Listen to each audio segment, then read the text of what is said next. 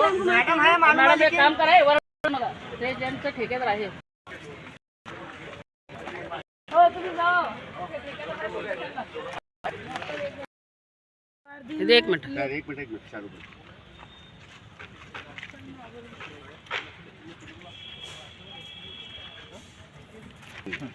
रविवार दिन सवेरे 8 बजे लेके गए उसको।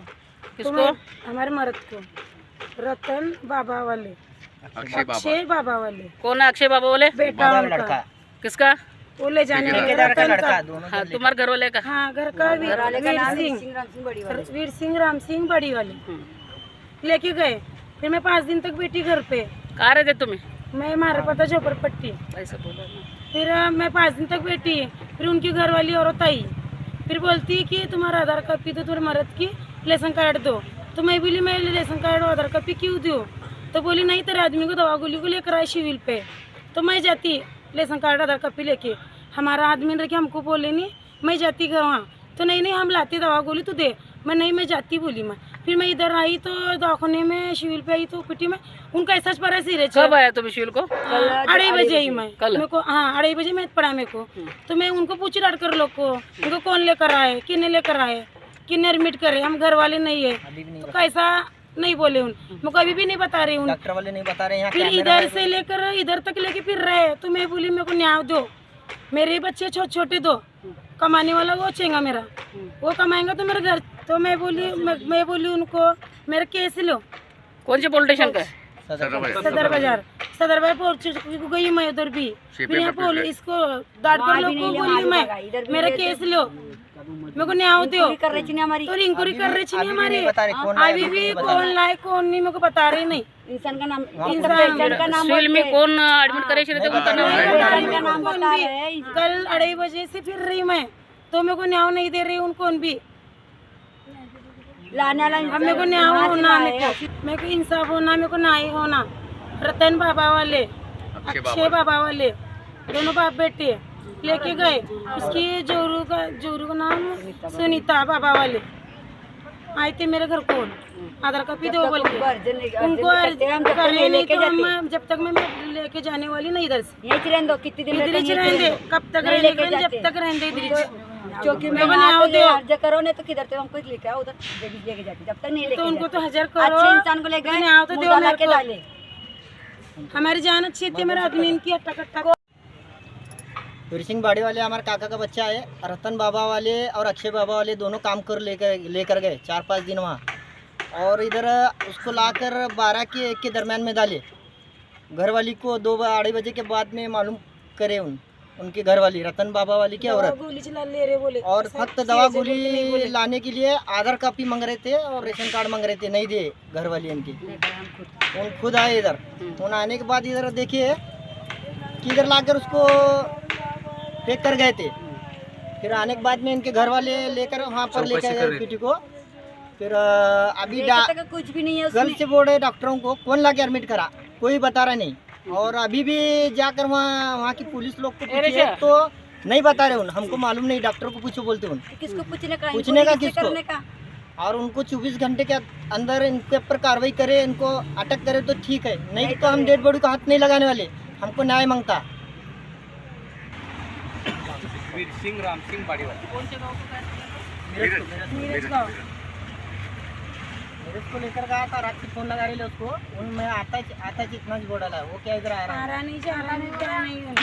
और फोन लेकर कौन ऐसा बोल रहा है कि फोन लाकर यहाँ एडमिट करा, उसकी सही नहीं किया। तो बोलते हो ना मैं पुलिस की बात करा, मैं डॉक्टर से बात करा, मैं नहीं आने वाला।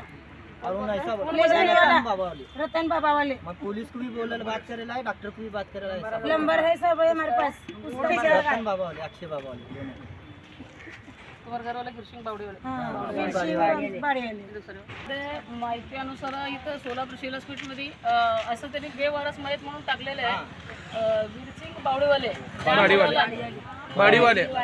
वीर सिंग बावडेवाले त्या मुलाला मिरजला कामाला म्हणून घेऊन जातो म्हणून त्याने घेऊन गेलेले आहे।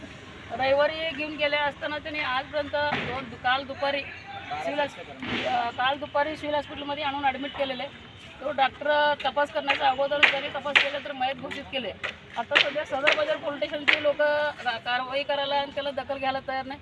ते बाई सध्या सिव्हिल हॉस्पिटलच्या दरवाज्यात न्याय मागायला त्या बाईला 2 लेकरं आहेत. आणि काय असेल त्या सिव्हिल हॉस्पिटलमध्ये जे सध्या त्यांची गर्दी आणि त्यांचं दुःख हे कळवळे त्यांचं बघण्यासाठी सदर बाजार पोलीस स्टेशनचे आमचे पोलीस अधिकारी सध्या स्वतः समक्ष येऊन त्या बाईचं दुःख दूर करावं आणि त्या बाईला न्याय मिळवून द्यायला पाहिजे. मिरजला कामाला जात असताना त्याने त्याच बायकोला घरी काही न कळवता सिव्हिल हॉस्पिटलला आणून ॲडमिट केलेलं आहे. त्यांचं मत का त्याला मारहाण करून सिव्हिल हॉस्पिटलमध्ये ॲडमिट केलेलं आहे. त्यासाठी सदर बाजार पोलीस स्टेशनचे अधिकारी येऊन स्वतः सिव्हिल हॉस्पिटलला चौकशी करून ते समोरच्या लोकाला त्यांचं मत आहे की समोरच्या लोकाला तात्काळ ताब्यात घेऊन अटक करून मला न्याय मिळाला पाहिजे. तोपर्यंत मी माझ्या नवऱ्याला घेत नाही असं त्या बाईचं मत आहे. मी माझे भाची विरसिंगवाडीवाले माझा भाचीचा नवरा आहे. आणि काल दुपारी मला समजला 2 वाजता मी आलो, भाची आली आणि ते हिरजला कामाला घेऊन गेले विरसिंग बाबाले, अक्षय बाबाले. आणि त्याला मी वारंवार फोन करालो की बाबा हे काय तर बघ. तिने उडाउडीचे उत्तर द्यायला तयार आहेत. ते मला गाडी भेटीना, एसटी नाही, 9 वाजता बसतो. मी म्हणलो ट्रक नाही ये बाबा, काय तर इथं हे कर. ते ऐकायला तयार नाही. रात्री शिपिंग ऑफिसला गेलो, सदर बाजारला गेलो. मग सदर बाजारचे पोलीस पण उत्तर द्यायला तयार नाही, उडाउडीचे उत्तर. मग परत सदर ह्याला PM ऑफिसला गेलो. PM ऑफिसला पण साहेब नव्हते. मग तिने म्हणले सकाळी 8 वाजता या तुम्ही.